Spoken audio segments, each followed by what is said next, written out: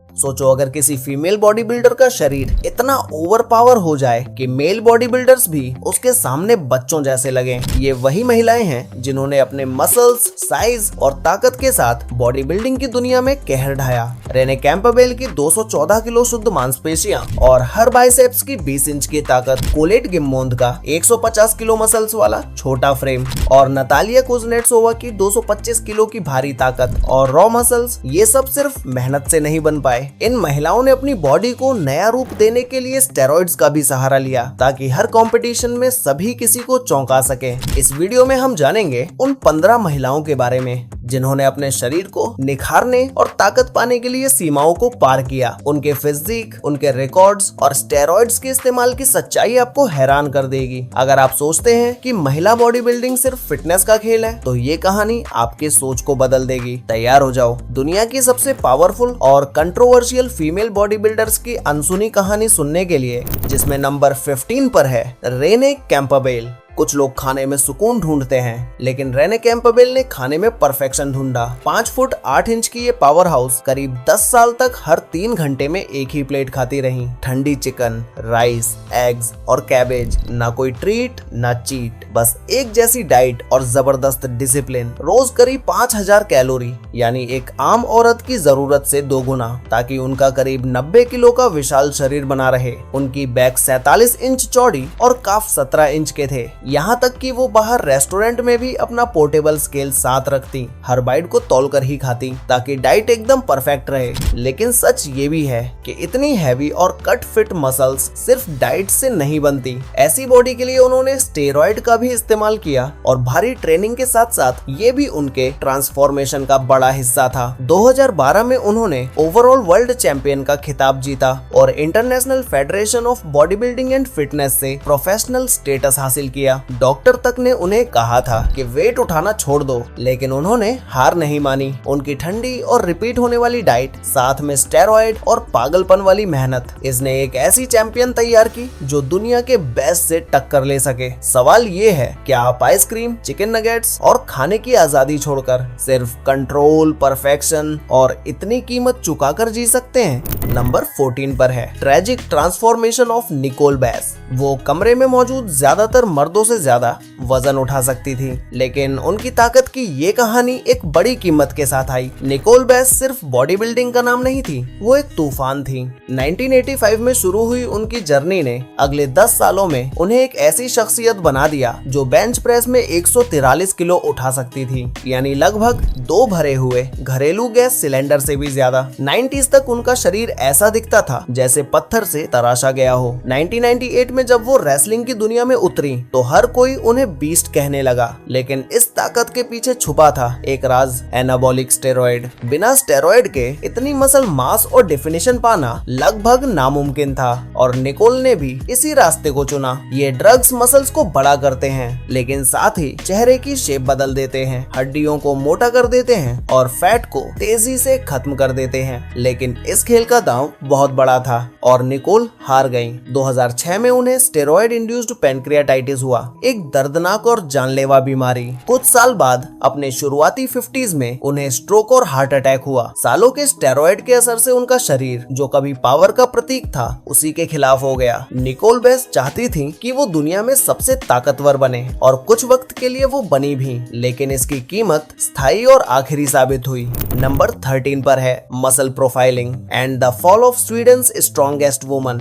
वो जिम में पकड़ी नहीं गई थी, ना ही किसी इंजेक्शन के साथ रंगे हाथों, बल्कि सिर्फ ज्यादा मस्कुलर दिखने की वजह से गिरफ्तार कर ली गई। आयरीन एंडरसन कोई आम प्रतियोगी नहीं थी, वो एक तूफान थी। 5 फुट 7 इंच लंबी और करीब 84 किलो शुद्ध मसल्स के साथ उन्हें स्वीडन की सबसे ताकतवर औरत माना जाता था। उनका शरीर ऐसा लगता था जैसे इस्पात का कवच हो, एक भी औंस चर्बी नहीं। यहाँ तक कि उनके ब्रेस्ट इम्प्लांट्स भी इतने टाइट थे कि वो भी पत्थर की तरह दिखते थे। हर कंपटीशन में उनका उनका प्रदर्शन टॉप पर रहता था, लेकिन अपने ही देश में ऐसी परफेक्शन की कीमत चुकानी पड़ती है। स्वीडन में एक सख्त और विवादास्पद सिस्टम है मसल प्रोफाइलिंग। मतलब अगर पुलिस को लगे कि आपकी बॉडी ज्यादा परफेक्ट दिख रही है तो उन्हें बिना वारंट के आपको रोककर स्टेरॉयड की तलाशी लेने का हक है। 2009 में आयरीन इसी जाल में फंस गईं। 11 टॉप बॉडी बिल्डर्स के साथ उन्हें भी हिरासत में लिया गया और पूछताछ हुई। तलाशी में पुलिस को थोड़ी मात्रा में स्टेरॉयड मिले। आयरीन ने माना कि वो उनके हैं और पर्सनल यूज के लिए थे। जुर्माना सिर्फ करीब 7,400 था। सुनने में मामूली लगता है, लेकिन असली कीमत कहीं ज्यादा थी। एक ऐसी महिला जिसकी पहचान उसकी नेचुरल पावर पर बनी थी, उसकी इमेज पल भर में टूट गई। और सच कहें तो इतनी मस्कुलर बॉडी बिना स्टेरॉयड के बनना लगभग नामुमकिन है। आयरीन ने भी इस हकीकत को अपनाया था। जिस दुनिया में आपका शरीर ही आपका ब्रांड होता है, वहाँ एक आरोप ही आपकी पूरी दुनिया गिरा सकता है। नंबर 12 पर है डायना कैडो। 1992 से डायना कैडो बॉडी बिल्डिंग की दुनिया में एक ऐसी ताकत रही हैं जिसे नजरअंदाज करना मुश्किल था। 2004 में करीब 58 किलो शुद्ध मसल्स के साथ उन्होंने मिस ओलंपिया का लाइट वेट टाइटल जीता और उसके बाद 2011 तक लगातार टॉप लेवल परफॉर्मेंस देती रही। अक्सर दूसरे स्थान पर आती, लेकिन पहला स्थान फिर कभी नहीं जीत पाई। उनकी बेहद मस्कुलर बॉडी को देखकर लोग फुसफुसाने लगे कि शायद वो स्टेरॉयड लेती हैं। चौड़े कंधे और नुकीली जबड़े की शेप ने इन शकों को और बढ़ा दिया। सच ये है कि इतनी डेफिनेशन और मसल मास सिर्फ जिम और डाइट से पाना लगभग नामुमकिन है और डायना ने भी इस मुकाम तक पहुंचने के लिए स्टेरॉयड का सहारा लिया था। लेकिन डायना की कहानी का सबसे चौंकाने वाला हिस्सा हाल ही में सामने आया। उनके इंस्टाग्राम पर अब जो तस्वीरें हैं उनमें वो पहले जैसी मसल मास वाली नहीं बल्कि एक्सट्रीम प्रोपोर्शन वाली दिखती हैं। कमर इतनी पतली कि जैसे स्टील की बेल्ट से कस दी गई हो और ये सब इंटेंस वेस्ट ट्रेनिंग का नतीजा है। उनके पहले के मस्कुलर लुक के मुकाबले अब का घंटीनुमा फिगर बिल्कुल अलग है। इतना ही नहीं, उनकी तस्वीरों में कर्व्स इतने परफेक्ट हैं कि देखने वाले को साफ लगे कि फोटोशॉप का इस्तेमाल हुआ है। उनका फिगर अब रॉ पावर और सोशल मीडिया के ब्यूटी स्टैंडर्ड के बीच का एक मिश्रण है और यही सवाल उठाता है कि असली डायना कौन है? वो जिसने मंच पर मांसपेशियों से जलवा बिखेरा या वो जो अब डिजिटल परफेक्शन की दुनिया में राज कर रही है? नंबर 11 पर है रेनी टोनी। रेनी टोनी के शुरुआती दिन काफी नॉर्मल थे। स्लिम बॉडी, हल्की मसल्स और फ्लैट पेट। लेकिन 2000 के दशक में उनका लुक ऐसा बदल गया कि देखकर लोग हैरान रह जाएं। 5 फीट 8 इंच लंबाई और करीब 97 किलो शुद्ध मांसपेशियों के साथ वो एक पावर हाउस बन चुकी थी। उनका वजन अर्नाल्ड श्वार्ज़नेगर के प्राइम टाइम से बस थोड़ा कम था। तस्वीरों में उनकी नसें ऐसे उभरी होती थी जैसे त्वचा के नीचे कोई नदी बह रही हो। 2006 में उन्होंने ऐसा रिकॉर्ड बनाया जो आज तक नहीं टूटा। दुनिया की सबसे बड़ी महिला बाइसेप्स। उनका राइट बाइसेप्स 20 इंच और लेफ्ट उससे भी बड़ा 20 और क्वार्टर इंच। ये गेंद सालों की पागलपन भरी ट्रेनिंग का नतीजा था। लेकिन रेनी ने खुद माना कि बिना स्टेरॉयड के ये मुमकिन नहीं था। इसके असर भी साफ दिखे। मर्दाना जबड़े की शेप, चौड़े कंधे और ब्रेस्ट साइज में कमी।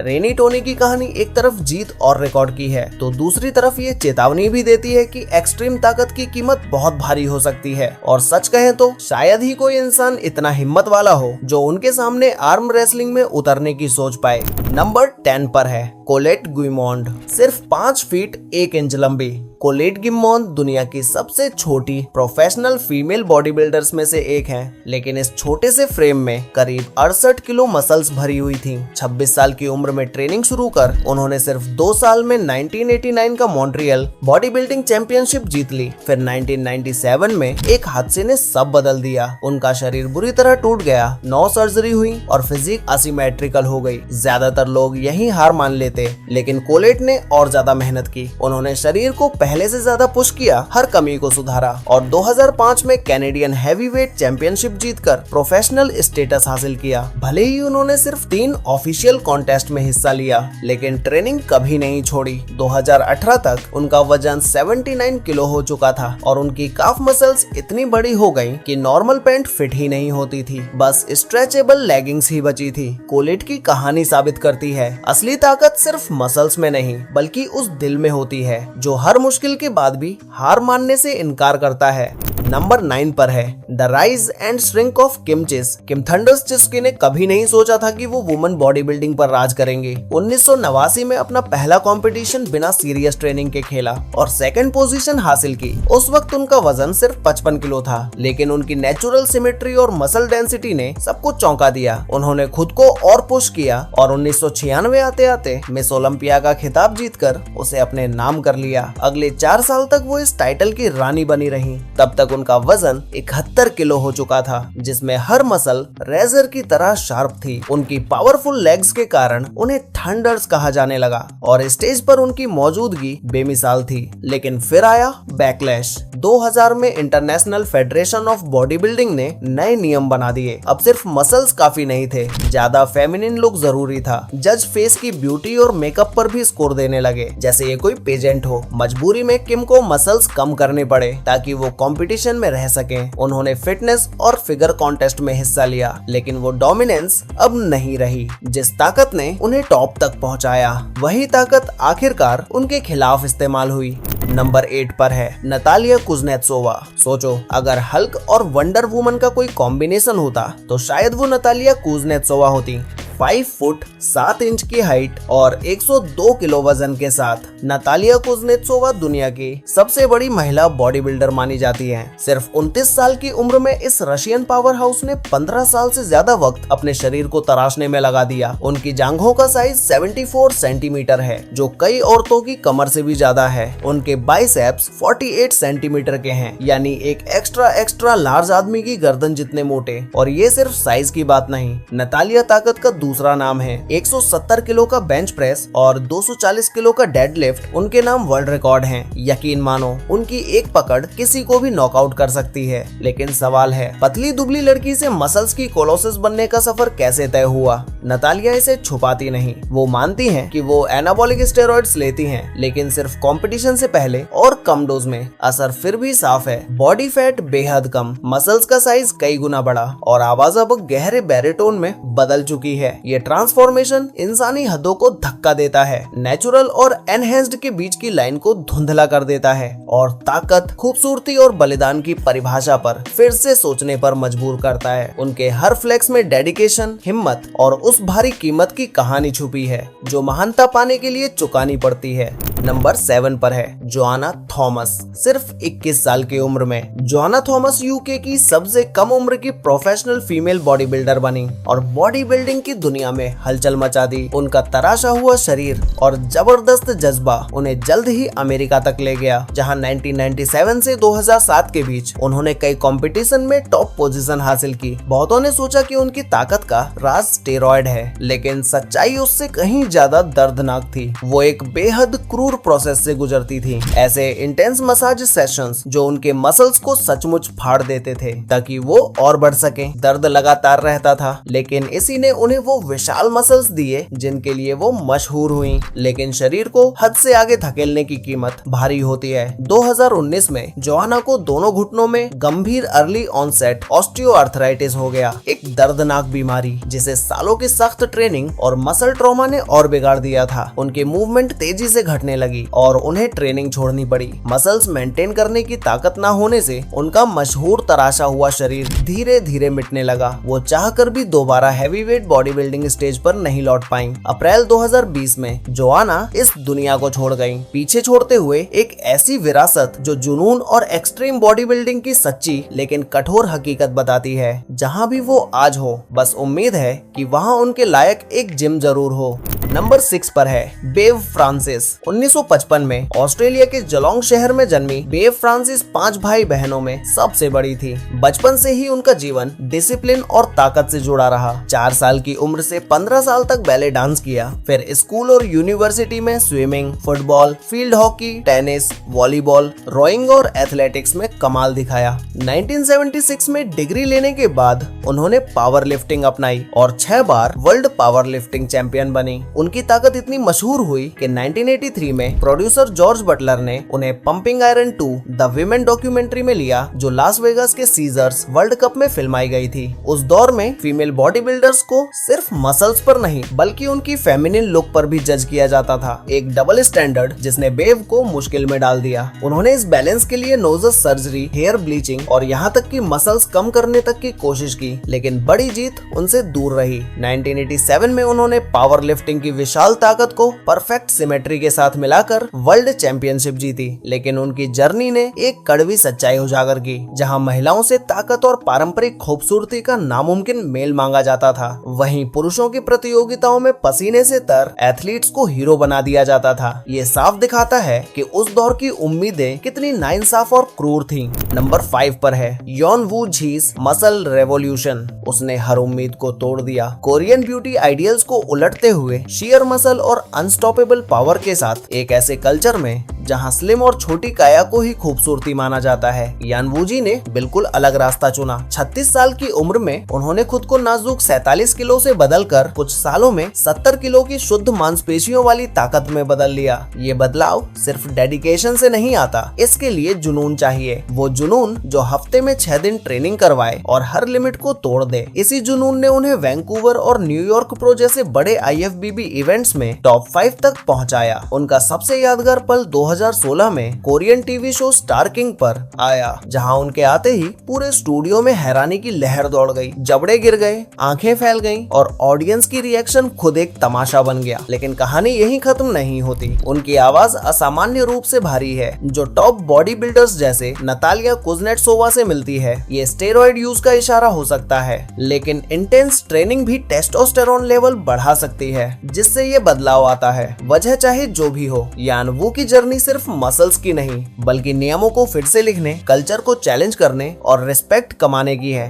वो कॉम्प्रोमाइज नहीं करती, पावरफुल फिजिक अपनाती हैं, जिसे पाने की हिम्मत कम लोगों में होती है। भीड़ के हक्का बक्का चेहरे साबित करते हैं कि वो कभी भुलाई नहीं जाएंगी, और उनकी कहानी ये बदल देती है कि खूबसूरती का मतलब क्या हो सकता है। नंबर 4 पर है ब्रिगिटा ब्रेजोवैक। उसने इतनी ताकत बना ली कि फिटनेस कंपटीशन तक ने उसे बाहर कर दिया, सिर्फ इसलिए कि वो बहुत स्ट्रॉन्ग थी। ब्रिगिटा ब्रेजोवैक की जर्नी शुरू हुई 14 साल की उम्र में, जब उसने अपने लोकल जिम की दीवार पर जर्मन बॉडी बिल्डर अन्ना लैंगनर का पोस्टर देखा और उसी पल ठान लिया कि वो उससे भी ज्यादा ताकतवर बनेगी। सालों की मेहनत के बाद 40 की उम्र तक वो स्लोवेनिया की सबसे डरावनी फिजिक वाली महिला बन गई। 3 IFBB टाइटल्स और हर कंपटीशन में टॉप 5 फिनिश के साथ वो सिर्फ एक कंटेस्टेंट नहीं बल्कि ताकत का नाम बन चुकी थी। लेकिन रास्ता आसान नहीं था। 2004 में उसने वर्ल्ड फिटनेस चैंपियनशिप में हिस्सा लेने की कोशिश की, लेकिन उसके मसल्स इतने डेवलप थे कि उसे डिस्क्वालीफाई कर दिया गया। वजह, उसने कोई नियम नहीं तोड़ा था, बस उस कैटेगरी के लिए ज्यादा मसल्स थी। जज ने सलाह दी कि वो बॉडी बिल्डिंग में ट्राई करे और उसने कर दिखाया। ट्रेनिंग को रिस्ट्रक्चर किया, वजन 53 किलो से बढ़ाकर 65 किलो कर लिया और ऐसा शरीर गढ़ा जो लोगों को चौंकाता और रिस्पेक्ट लेने पर मजबूर कर देता था। ब्रिगिटा ने बैलेंस नहीं, एक्सट्रीम को चुना और जीत लिया। नंबर 3 पर है डेनिस रुटकोव्स्की। वो कभी दुनिया के सबसे बड़े बॉडी बिल्डिंग स्टेज पर खड़ी थी, लेकिन फिर जिंदगी ने ऐसा मोड़ लिया कि वो खुद की परछाई बन गई और फिर वापसी की, लेकिन इस बार एक अलग तरह की ताकत के साथ। 1993 में डेनिस रुटकोव्स्की 5 फुट 5 इंच लंबी और 70 किलो वजन के साथ एक पावर हाउस थी। 1988 से 1993 के बीच उन्होंने 5 नेशनल फिजिक खिताब जीते और मिस ओलंपिया में दूसरा स्थान पाया, जो इस खेल का सबसे बड़ा सम्मान है। लेकिन स्टेज की चमक के पीछे अंधेरा पल रहा था और उसका असर सालों बाद सामने आया। 2013 में उन्हें क्रिमिनल ट्रेसपासिंग के आरोप में गिरफ्तार किया गया। उनकी मगशॉट ने दुनिया को चौंका दिया। सुनहरे बालों वाली आइकॉनिक महिला अब सख्त चेहरे और दिखने वाले चेहरे के बालों के साथ नजर आ रही थी, जो लंबे समय तक एनाबॉलिक स्टेरॉइड के इस्तेमाल का असर था। 2013 से 2015 के बीच वो 4 बार और गिरफ्तार हुई और हर बार उनकी मगशॉट एक ही कहानी कहती थी। केमिकल एब्यूज से टूटा हुआ शरीर। लेकिन डेनिस की कहानी यहीं खत्म नहीं हुई। उन्होंने अपनी जिंदगी का नया मकसद उस दुनिया से दूर पाया जहाँ कभी वो स्पॉटलाइट में थी। वो होमलेस शेल्टर में मिनिस्टर बनी और टेक्सास पुलिस के साथ मिलकर परेशान युवाओं की मदद करने लगी। मांसपेशियां भले कम हो गईं, लेकिन उनका असर और बढ़ गया। वो बॉडी बिल्डिंग आइकॉन से रिडेम्पशन वॉरियर बन गईं। उनका शरीर कभी लोगों को हैरान करता था, लेकिन अब उनकी कहानी इंस्पायर करती है और ये असर मांसपेशियों से कहीं ज्यादा गहरा है।